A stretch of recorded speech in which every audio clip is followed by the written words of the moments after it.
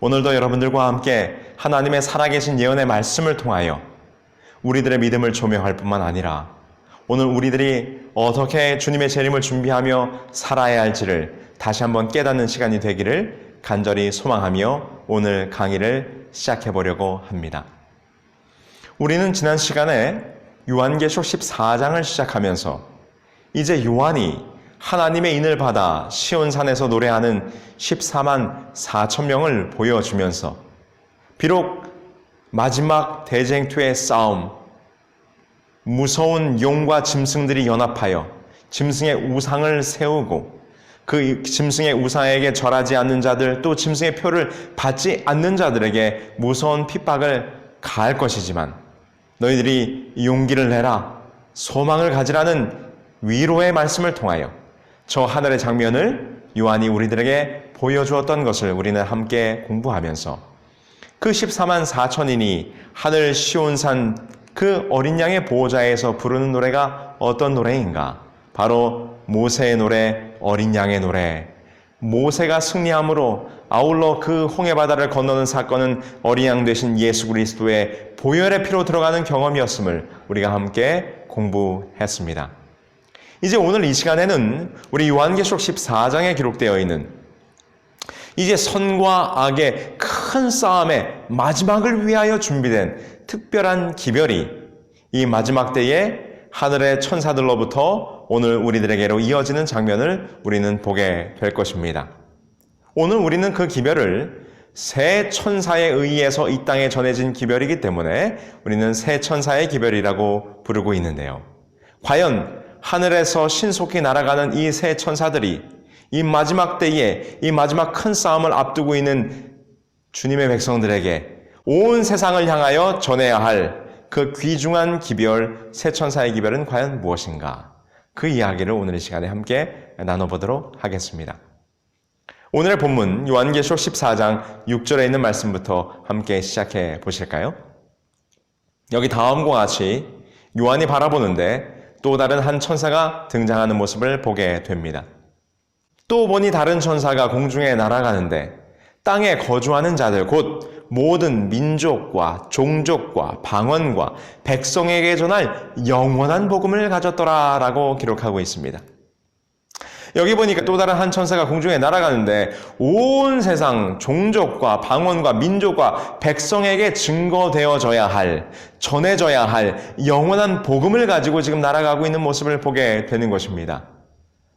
제가 서두에 말씀드린 것처럼 이것은 새 천사의 기별, 곧 영원한 복음의 기별인데 이 영원한 복음이란 지금 요한이 강조하여 말하고 있는 것처럼 여러 나라와 족속과 방언과 백성에게 전해져야 될 아주 귀중한 복음인 것을 오늘 우리는 보게 되는 것입니다. 그래서 이제 이 요한계시록 12장 17절에 기록된 대로 용이 그 여자의 남은 자손과 더불어 싸우려고 준비하고 있는데 그 용이 준비하고 있는 장면이 바로 요한계시록 13장에 기록되어 있었죠. 이제 하나님은 그 용의 마지막 싸움에 대비하여 그 여자의 남은 자손들에게 온 세상에 전해져야 될 마지막 중요한 영원한 기별, 영원한 복음을 지금 준비하고 있는 모습을 보게 되는 것입니다. 그러므로 이 마지막 때에 그 여자의 참된 백성들이 가져야 될 마지막 사명과 책임은 무엇인가? 새 천사의 기별, 이 영원한 복음을 온 세상 모든 사람들에게 전해야 하는 책임이 바로 이 마지막 때에 그 여자의 남은 자손들에게 주어져 있음을 우리는 보게 되는 것이죠. 여기 보면 복음이라고 기록했습니다. 복음은 유앙겔리온, 이것은 말 그대로 좋은 소식입니다. 굿뉴스죠. 여기서 이 유앙겔리온이라고 하는 말은 원수의 죽음이나 나라들을 분쟁으로부터 구원하고 이 로마가 그 모든 전쟁에서 승리함으로 이제 로마에 이루어졌던 그 평화, 이제 모든 전쟁은 끝났다. 승리로 끝났다. 그러므로 이제는 우리가 평화의 시대가 도래할 것이다 라고 하는 것을 바로 이 유앙겔리온이란 말로 사용을 했는데, 그래서 이 말의 또 다른 의미는 모든 전쟁과 싸움과 분쟁을 종식시키고 이제 승리자로서 왕이 돌아온다라는 말도 이 말 속에 담겨져 있다고 하는 것입니다. 이것이 바로 로마 당시에 유앙겔리온이라는 단어가 사용될 때 그 유앙겔리온이라는 단어가 가지고 있는 의미의 뉘앙스인 거죠. 이제 요한은 이 마지막 시대의 장면을 바라보면서 이 영원한 복음 유앙겔리온이라고 하는 단어를 사용하면서 이제 우리들이 겪어야 될 마지막 싸움, 선과 악의 큰 싸움, 이 대쟁투가 곧 끝날 것이다. 그리고 이제 우리는 영원한 평화의 시대가 도래하게 될 터인데 그 전쟁과 분쟁과 대쟁투의 싸움을 끝내실 누가 돌아올 것이라? 왕이 귀환할 것이라. 곧 메시아 예수 그리스도가 다시 재림할 것이라고 하는 메시지가 이 영원한 복음이라고 하는 유앙겔리온이라고 하는 말 속에 그 의미가 영적으로 담겨져 있는 것을 우리는 보게 되는 것입니다. 자, 여러분 이 영원한 복음에 대한 의미를 이해하시겠습니까?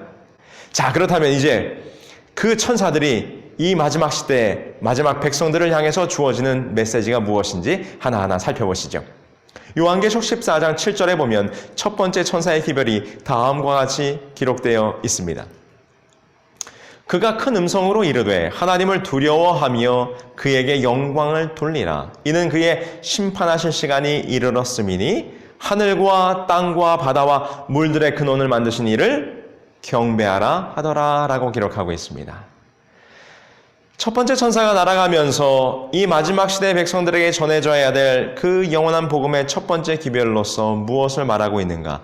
하나님을 두려워하며 그에게 영광을 돌리라 라고 기록하고 있습니다. 하나님을 두려워한다는 말이 어떤 의미일까요? 하나님을 두려워한다는 것은 바로 그분에 대한 경외를 나타내는 말입니다. 두려움이라고 하는 것은 무서움과 떨림의 두려움이 아니라 이것은 그분의 위대함 앞에서 압도당하는 두려움을 말하는 것입니다. 그분의 위대하심 앞에 마음이 압도당하여 그 마음으로부터 저절로 우러나오는 경외심을 의미하는 것이죠. 그래서 시편 34편 9절에서는 다음과 같이 기록하고 있어요. 너희 성도들아 여호와를 경외하라. 그를 경외하는 자에게는 부족함이 없도다 라고 말하면서 그 하나님의 영광스러운 모습을 바라볼 때 이 연약하고 부족한 죄인들은 그 위대함 앞에 마음이 조아려지고 그 마음으로부터 깊숙이 저절로 품어져 나오는 무엇이요? 경외심. 바로 그것이 두려움이라 이렇게 표현될 수 있는 것이죠. 그러면서 첫째 천사는 이렇게 이야기해요. 하늘과 땅과 바다와 물들의 근원을 만드신 이를 경배하라고 말하고 있습니다. 다시 말해서 이 말은 창조주 하나님을 경배하라 이런 말인 것입니다. 창조주 하나님이심을 기억하고 여호와가 온 세상 천하 만물을 창조하셨음을 기념케 하는 경배는 무엇일까요? 그렇습니다. 그것은 십계명에 기록되어 있는 하늘과 땅과 바다와 그 가운데 있는 모든 것을 만드신 이를 경배하는 법, 다시 말해서 창조의 기념일인 안식일을 회복하라는 말씀으로 우리는 이 말씀을 적용해 볼 수 있는 것이죠. 창조의 기념일로 하나님이 제정하신 이 안식일 대신에 우리가 지난 시간까지 살펴본 것처럼 인간이 만든 일요일로 예배일을 대체하여 하나님이 아니라 짐승의 우상을 경배케 하는 일이 이 시대에 벌어지고 있는데 이 시대에 변질된 교회와 하나님의 진리를 왜곡한 백성들을 향하여 지금 첫째 천사는 말하기를 심판의 시간이 가까웠으니 창조주 하나님을 온전케 하는 경배를 드리라고 하는 경고를 지금 주고 있는 것입니다. 그래서 여러분 이 대쟁투의 이슈는 다시 한번 여기서 우리에게 확인되는데 무엇이 하나님의 표고 무엇이 짐승의 표인가? 그것은 바로 누구에게 경배를 드리느냐라고 하는 문제라고 하는 것입니다. 이사야 14장 13절에 기록한 것처럼 내가 내 마음에 이르기를 내가 하늘에 올라 하나님의 뭇별 위에 내 자리를 높이리라. 내가 북극 지폐의 산 위에 앉으리라. 누구의 말입니까? 사단이 된 루스벨의 말이죠. 다시 말해서 하나님께 드려져야 될 그 경외와 경배와 예배를 누가 가로채려고 했다는 것입니까? 사단이 가로채려고 했다는 것이죠. 그래서 지금 여기 나와 있는 표를 여러분 보시면 창세기부터 계속해서 이 역사 속에서는 무엇에 대한 이슈가 지금 선과 악의 싸움 가운데 대두되어 있는가? 바로 누구에게 경배를 드리느냐, 누구에게 참된 예배를 드리느냐가 계속되어지는 대쟁투의 이슈였다는 것입니다. 사단이 승인한 제사를 드리는 뱀의 후손과 하나님이 승인한 제사를 드리는 참된 그 여자의 후손들이 계속해서 이 역사 가운데서 이 대쟁투의 싸움을 벌여왔다는 것이죠. 창세기에 무슨 사건이 기록되어 있었습니까? 가인의 제사입니다. 그런데 하나님께 참되게 예배를 드리는 아벨, 어떤 일이 벌어졌습니까? 가인이 분노하여 그 아벨을 쳐 죽이는 사건이 벌어졌던 것이죠. 우리가 살펴보았던 그 짐승이 어떤 일을 벌였습니까? 로마 교황권이 일요일 예배를 만들었어요. 그런데 그때 당시에 참되게 하나님께 예배드리는 소수의 정말 참된 그리스도인들은 하나님의 안식일을 그대로 지키고 있었습니다. 어떤 일이 벌어졌습니까? 한 때와 두 때와 반때 동안, 곧 중세 1260년 동안 그 그리스도인들을, 참된 신앙을 하는 백성들을 쳐 죽이고 가혹한 핍박을 했음을 우리는 보게 되는 것입니다. 그래서 하나님께서는 요한계시록 12장 14절에 보면 그 여자가 그 뱀의 낯을 피하여 한 때와 두 때와 반때를 양육받음에라고 기록하고 있는 것처럼 하나님께서 그 여자의 백성들을 보호하시고 인도하셨던 모습을 보게 되는 것이죠. 이제 이 대쟁투의 싸움은 마지막 국면에 와 있어요. 계시록 13장에 기록하고 있는 것처럼 용과 그 짐승의 세력들이 마지막으로 연합하여 짐승의 우상을 세우고 짐승의 표를 만들어 모든 백성들로 하여금 강제로 짐승의 우상에게 경배토록 하는 일이 벌어질 것입니다. 그 짐승의 표를 우리는 무엇이라고 했습니까? 바로 일요일 성수 사상. 그런데 그 마지막 때에 용의 세력에 대항하는 무슨 무리? 그 여자의 남은 무리, 곧 참된 백성의 무리는 특징이 무엇이었습니까? 하나님의 계명을 지키며 예수의 증거를 가진 자들. 그러므로 하나님의 말씀대로 하나님께 드려야 될 온전한 경배, 창조의 기념일, 안식일을 지키는 무리들이 이 마지막 때에 있을 것을 보게 되는 것입니다.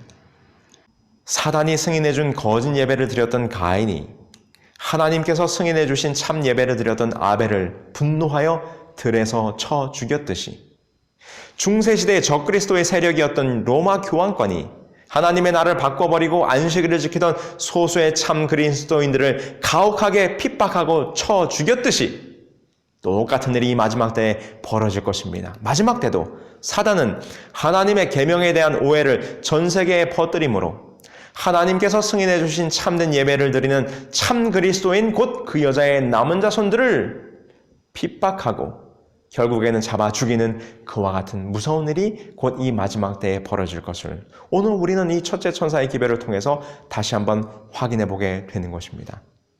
그래서 이 첫째 천사의 기별의 중요한 메시지는 무엇인가?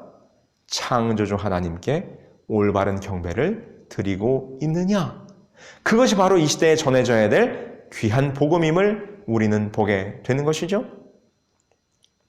자, 그러면서 지금 이 첫째 천사의 기별 가운데서는 심판의 메시지가 함께 담겨 있어요. 지금 이 첫째 천사는 말하기를 물들의 근원을 만드신 이를 경배하라 하더라 이렇게 기록하고 있습니다. 그런데 하늘과 땅과 바다와 이 물들의 근원이란 말이 왜 여기에 들어갔을까요? 여러분, 이 물들의 근원이란 말을 들을 때 이 성경을 기록한 유대인들은 금방 이게 무슨 말인지 압니다. 이 물들의 근원이란 말은 곧 무엇을 상기시켜주고 있는가? 노아 홍수를 상기시켜주고 있어요. 창세기 7장 10절과 11절에 보면 이렇게 기록하죠.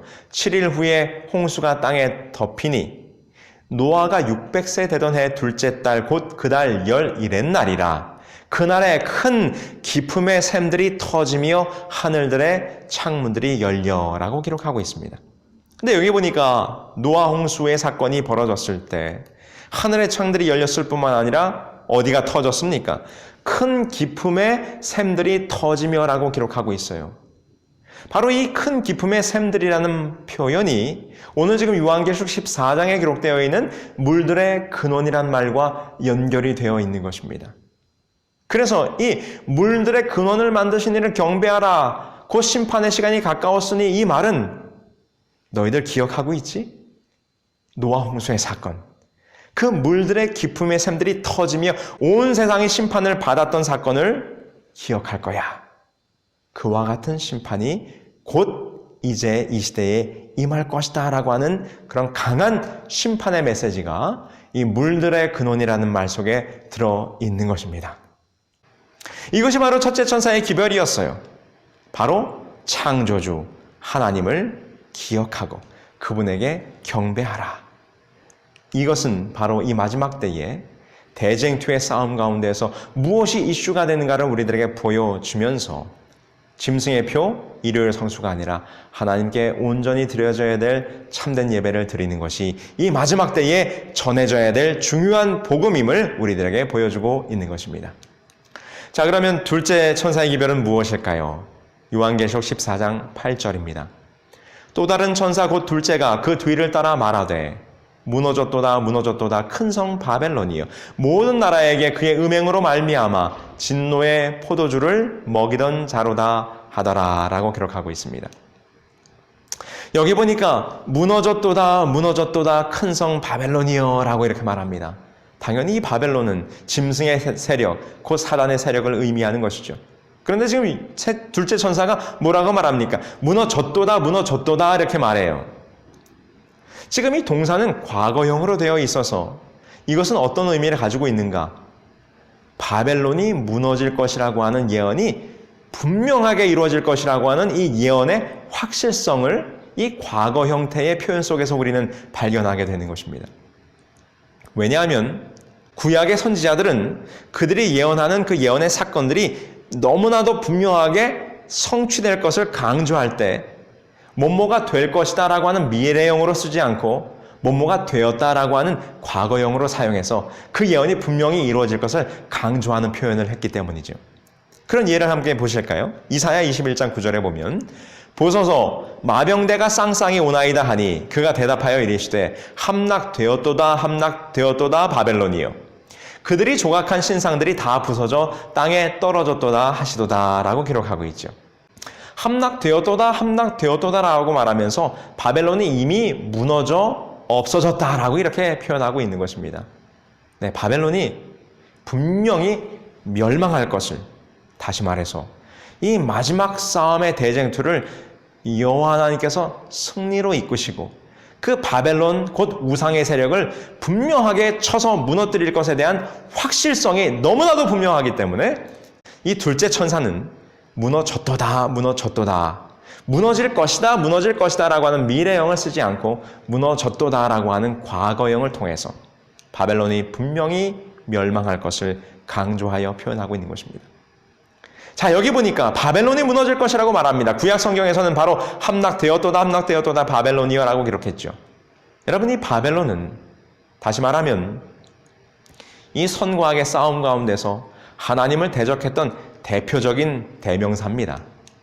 바벨론의 역사를 함께 잠깐 보실까요? 여기 표에 나와 있는 것처럼 처음으로 바벨론이 등장한 건 어딥니까? 바벨탑이죠. 하나님을 대적하여 탑을 쌓았습니다.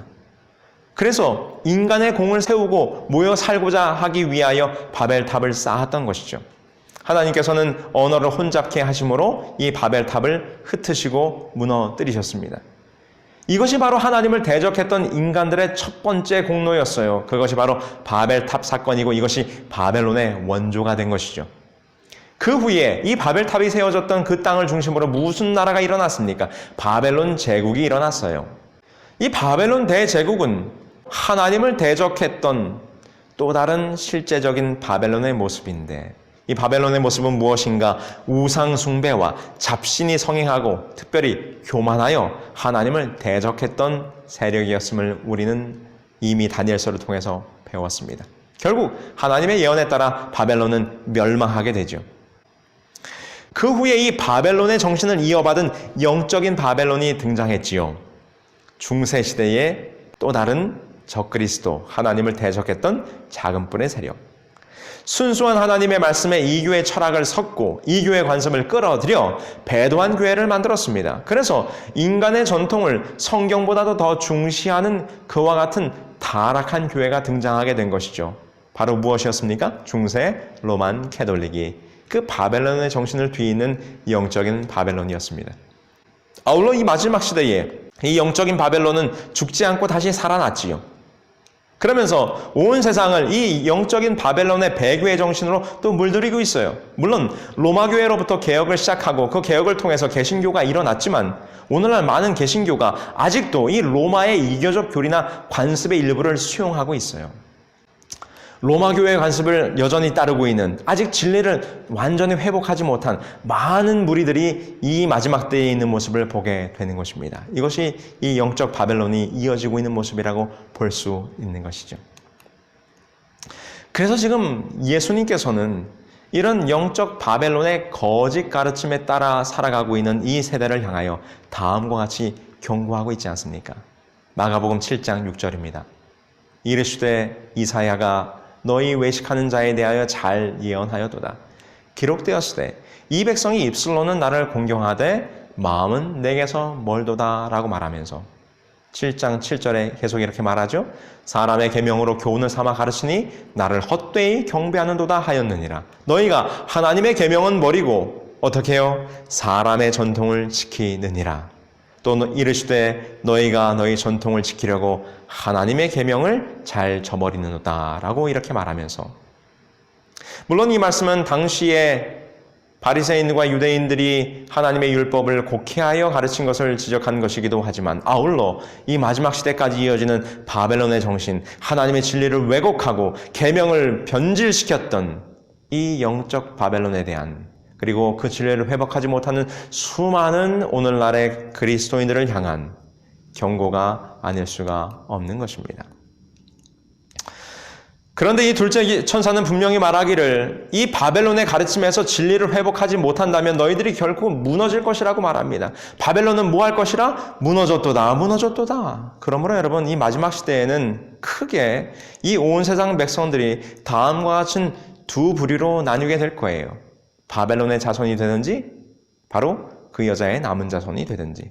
바벨론의 자손은 무엇인가? 하나님께 온전히 드려야 될 경배를 잘못 드리고 있는 변질된, 왜곡된 짐승의 표, 일요일 성수. 바로 이것은 인간의 권위를 상징하는 것이죠. 그런데 남은 자손은 어떻습니까? 하나님께 온전히 드려야 될 경배, 안식일을 회복하고, 그리고 이것은 곧 하나님의 권위를 회복하는 것임을 우리는 보게 되면서, 이제 이 두 무리의 커다란 분리 작업이 끝나면 예수님께서 하나님의 백성들을 데리러 오실 것이 이 예언의 말씀 속에 기록되어 있는 것입니다.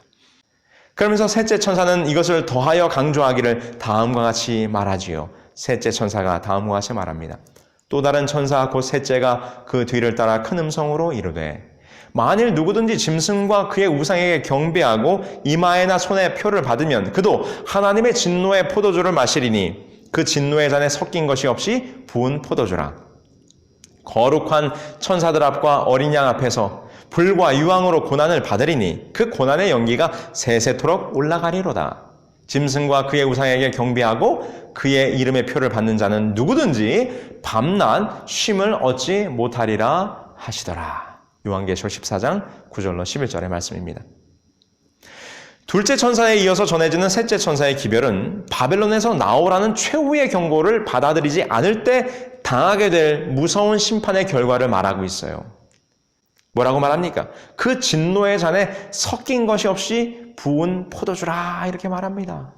결코 하나님의 자비와 하나님의 돌보심이 없는 정말로 온전한 진노가 가득 섞인 그 포도주 잔을, 그 진노의 잔을 마시게 될 것이라는 것입니다. 그러면서 그 고난이 얼마나 무서운가, 고난의 연기가 세세토록 올라가리로다 라고 말하며 마지막 세 천사의 기별을 거절한 자들, 그래서 짐승의 표를 받은 채 계속해서 바벨론에 남아있게 되는 자들에게 주어지는 최후의 심판은 곧 불의 심판, 그 유황불의 무서운 심판이 될 것을 오늘 우리들에게 보여주고 있는 것입니다. 그러면서 이 바벨론에서 나오지 않고 짐승의 표를 받은 자들은 어떻게 될 것이라고요? 밤낮 쉼을 얻지 못할 것이라 이렇게 말해요. 밤낮 쉼을 얻지 못하니 얼마나 그의 삶이 피곤하겠습니까? 여러분, 성경에 보면 피곤한 자들에 대해서 다음과 같이 기록하고 있어요. 전도서 1장 8절입니다. 모든 만물이 피곤하다는 것을 사람이 말로 다 말할 수는 없나니 눈은 보아도 족함이 없고 귀는 들어도 가득 차지 아니하도다. 사람들은 더 많은 것을 갖고 싶고 더 많은 것을 누리기 위하여 오늘도 피곤하게 그의 인세상에서의 삶을 살아가고 있는 것입니다. 그래서 이 전도서는 말하기를 그것을 우매한 자들이라고 표현했어요. 전도서 10장 15절이죠. 우매한 자들의 수고는 자신을 피곤하게 할 뿐이라 그들은 성읍에 들어갈 줄도 알지 못함이니라. 이 세상에서 바쁘게 살면서 더 많은 것을 누리기 위해서 이 세상의 것을 더 갖기 위해서 발버둥 치면서 살아가는 이 마지막 때의 백성들을 보면서 지금 전도자는 말하기를 그들이 피곤하다.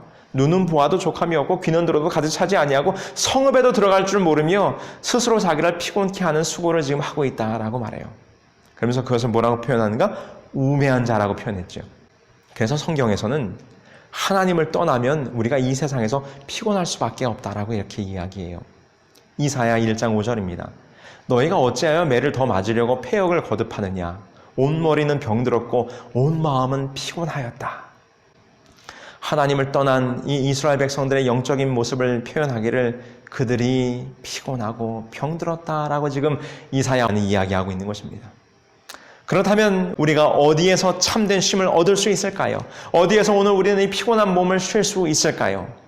그렇습니다. 예수 그리스도께 나아갈 때만 오늘 우리는 참된 쉼을 얻을 수 있는 것입니다.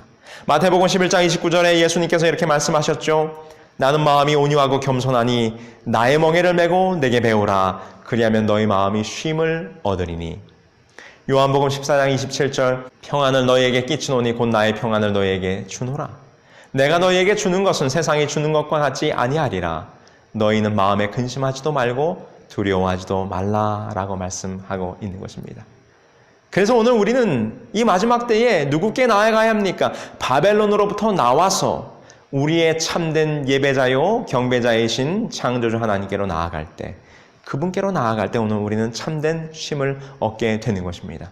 그러면서 이 세천사의 기별은 이 마지막 때의 성도들의 모습을 다음과 같이 묘사하면서 우리들에게 설명합니다. 성도들의 인내가 여기 있나니 그들은 하나님의 계명과 예수에 대한 믿음을 지키는 자니라. 이렇게 기록하고 있죠. 그런데 이 마지막 싸움이 결코 쉽지는 않을 것입니다. 그러므로 지금 세천사의 기별은 그 여자의 남은 자손, 이 하나님의 백성들, 그리고 온 세상 백성들을 향해서 인내가 필요하다 이렇게 말합니다. 왜요? 마지막 선악의 싸움의 과정이 극심한 고난과 어려움이 예상되기 때문에 인내와 믿음이 필요한 것은 당연할 것입니다. 그러면서 아울러 그 성도들의 모습은 하나님의 계명과 예수의 믿음을 지키는 자들이다라고 이렇게 기록하고 있어요. 디모데후서 3장 15절에 보면 또 어려서부터 성경을 알았나니 성경은 능히 너로 하여금 그리스도 예수 안에 있는 믿음으로 말미암아 구원에 이르는 지혜가 있게 하느니라. 그러므로 하나님의 계명, 하나님의 말씀대로 살아가는 것이 오늘 우리의 구원을 이루게 될 것입니다. 히브리서 12장 2절에 보면 믿음의 주여 또 온전케 하시는 이인 예수를 바라보자. 그는 그 앞에 있는 기쁨을 위하여 십자가를 참으사 부끄러움을 개의치 아니하시더니 하나님의 보좌 우편에 앉으셨느니라. 하나님의 말씀대로 순종하며 믿음의 주인 예수의 믿음을 가진 자, 곧 예수 그리스도를 바라보는 자들이 이 마지막 싸움을 승리로 이끌고 구원받게 될 것을 이 세 천사의 기별은 마지막으로 정리하여 우리들에게 보여주고 있는 것이죠. 자, 그러면 이 세 천사의 기별을 정리한다면 다음과 같이 세 가지죠. 첫 번째, 창조주 하나님을 기억하여 그에게 온전한 경배를 드리라. 두 번째, 거짓 경배와 거짓 예배의 사상을 만들어낸 저 바벨론은 곧 무너질 것이니 거기서 곧 나오라는 것입니다. 마지막 세 번째는 무엇입니까? 너희가까지 거기서 나오기를 거부한다면 무서운 심판이 너에게 임할 것이다 라고 하는 경고가 세 번째로 주어져 있는 것을 우리는 보게 되는 것입니다. 자, 그러면서 이 요한계시록 14장은 마지막으로 두 가지 추수의 장면으로 마무리되게 되는데 그 마지막 추수의 장면을 요한은 다음과 같이 기록하고 있습니다. 내가 보니 흰 구름이 있고 구름 위에 인자 같은 이가 앉으셨는데 그 머리에는 금면류관이 있고 손에는 예리한 낫을 가졌더라. 또 다른 천사가 성전으로부터 나와 구름 위에 앉은 이를 향하여 큰 음성으로 외쳐 이르되 당신의 낫을 휘둘러 거두소서 땅의 곡식이 다 익어 거둘 때가 이르렀음이니이다 하니 라고 기록하고 있습니다. 첫 번째 수확이 뭡니까? 곡식의 추수예요. 구름 위에 앉으신 이가 낯을 땅에 휘두르매 땅의 곡식이 거두어지니라. 네. 그래서 알곡과 가라지를 거두게 되는 이 곡식의 추수가 있게 될 것을 우리들에게 보여주는 것입니다. 오늘 우리가 공부한 것처럼 이 세상 마지막 때에 두 부류의 백성들로 사람들이 나뉘게 될 것인데 짐승의 표를 받은 백성들과 하나님의 표를 받은 백성들. 짐승의 표를 받은 백성들은 당연히 가라지가 되어 불에 불태우게 되겠지만 하나님의 표를 받은 백성들은 알곡이 되어 거두어짐으로 수확되어지고 구원받게 될 것을 오늘 우리들에게 보여주고 있는 것입니다. 여기 보면 그 예수께서 재림하실 때 무엇을 가지고요? 이한 낫이란 말은 잘 갈려진 낫이라 이런 말이에요. 그러므로 이한 낫을 가지고 추수한다는 것은 이중적 의미를 가지고 있어요. 하나는 곡식에게는 그 추수됨이 기쁨이요 즐거움입니다. 그러나 가라지에게는 그 이한 낫으로 추수하는 것이 곧 심판이요 마지막 죽음을 의미하는 것이죠. 그래서 이 이한 낫이라고 하는 것은 이중적 의미, 구원과 심판, 구원과 멸망이라고 하는 이중적 의미를 오늘 우리에게 보여주고 있는 것입니다. 그러면서 마지막으로 포도송이의 추수가 기록되어 있어요. 14장 17절로 20절입니다. 또 다른 전사가 하늘에 있는 성전에서 나오는데 역시 예리한 낫을 가졌더라. 또 불을 다스리는 다른 천사가 제단으로부터 나와 예리한 낫 가진 자를 향하여 큰 음성으로 불러 이르되 내 예리한 낫을 휘둘러 땅의 포도송이를 거두라. 그 포도가 익었느니라 하더라. 천사가 낫을 땅에 휘둘러 땅의 포도를 거두어 하나님의 진노의 큰 포도주 틀에 던짐에 성 밖에서 그 틀이 밟히니 틀에서 피가 나서 말 굴레에까지 닿았고 1600 스타디온에 퍼졌더라 라고 기록합니다. 이한 낫을 가진 천사가 어디에서 나왔습니까? 성전에서 나왔어요. 그리고 그 다음에 불을 다스리는 천사가 이한 낫을 가진 천사를 향하여 포도송이를 거두라고 외칩니다. 불을 다스리는 천사라는 것은 곧 심판과 형벌을 가진 천사를 우리들에게 보여주는 것이죠. 그래서 불은 바로 심판의 도구로서 등장하는 것입니다. 그런데 여기 보니까 그 포도를 수확해서 하나님의 진노의 포도줄 틀 속에 넣어서 그것을 어떻게 됩니까? 밟게 됩니다. 그래서 어떻게 됐습니까? 그 핏방울이 말 굴레에까지 튀어 1600 스타디온에 이르는 모습을 보게 되는 것입니다. 여기서 이것은 하나님의 진노로 말미암아 심판받게 되는 장면을 우리들에게 보여주고 있는 것인데 그 마지막 하나님의 진노의 심판이 얼마나 무서운지 그 피가 온 사방에 튀는 모습으로서 지금 묘사되고 있는 것을 우리는 보게 되는 것이죠. 그래서 이 부분은 계시록에서 가장 충격적이고 가장 무서운 장면임을 우리는 보게 돼요. 그래서 개혁자였던 마틴 루터는 바로 이 심판의 장면이 너무나 참혹하기 때문에 이것은 하나님의 사랑의 속성과 맞지 않는다. 그래서 마틴 루터는 이 요한계시록 14장의 장면 때문에 계시록을 정경에서 제외시킬 정도로 이 장면은 매우 무서운 하나님의 진노를 우리들에게 보여주고 있어요. 여러분, 여기서 우리는 분명히 이해해야 합니다. 공의가 없다면 하나님의 사랑도 아무런 의미가 없다는 것입니다. 공의의 엄정함과 요구사항들을 무시하고 그저 감상적으로 하나님은 사랑이시기 때문에 모든 것을 용납한다라고 말하는 것은 하나님의 사랑의 가치를 떨어뜨리는 것입니다. 공의가 있고 율법이 있기 때문에 그것에 만족하여 하나님의 아들을 십자가에 죽기까지 우리를 사랑하셨던 그분의 사랑이 값어치가 있는 것입니다. 그래서 공의가 있어야 그 사랑은 진정한 사랑이 될 수 있는 것입니다. 공의가 없는 사랑은 진정한 사랑이 아닌 것이죠. 공의가 없다면, 율법이 없었다면 예수 그리스도께서 십자가에서 죽으실 이유가 없는 것입니다. 그저 우리를 모든 죄인을 용납하기만 하면 되는 것이죠. 그러나 하나님은 공의의 하나님이시기 때문에 그 율법대로 온 우주를 공평하게 치리하시는 분이기 때문에 우리가 져야 될 그 율법의 죄값을 그분이 대신 죽으시는 십자가를 통하여 대속하사 우리를 구원하시는 놀라운 사랑을 이루셨다고 하는 것입니다. 그래서 여기에 이 장면을 우리는 이렇게 이해해야 합니다.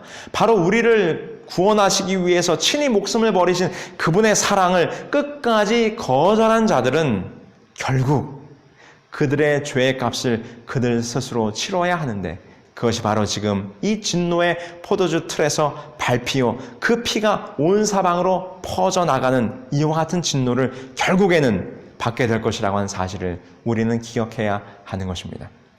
여러분, 우리 하나님 사랑의 하나님이시기도 하지만 공의의 하나님이십니다. 그래서 성경에서는 이 공의라고 하는 말, 제데크라고 하는 말이 항상 은혜, 헤세드란 말과 함께 사용되고 있음을 우리는 기억해야 할 것입니다. 사랑하는 새벽성서학교 형제 자매 여러분, 오늘 우리는 요한계시록 14장을 살피면서 이 마지막 때에 온 세상에 전해져야 될 하나님의 참된 복음이 무엇인지를 살펴보았습니다. 오늘 우리가 이 말씀을 확인했음에 오늘 우리는 어떻게 해야 하겠습니까? 여러분 속히 진리를 회복하시게 되길 바랍니다. 영적인 바벨론의 거짓 속임수에 속아서 바벨론 성에 그대로 남아있다가는 우리는 무서운 심판을 면치 못할 것입니다. 지금은 은혜의 기간입니다. 하나님께서 이 세천사의 기별을 통하여 온 세상 백성들에게 이 기별을 전하면서 빨리 나오라, 무너졌도다 큰 성 바벨론이 어서 나오라고 지금 우리들에게 초청하고 있지 않습니까?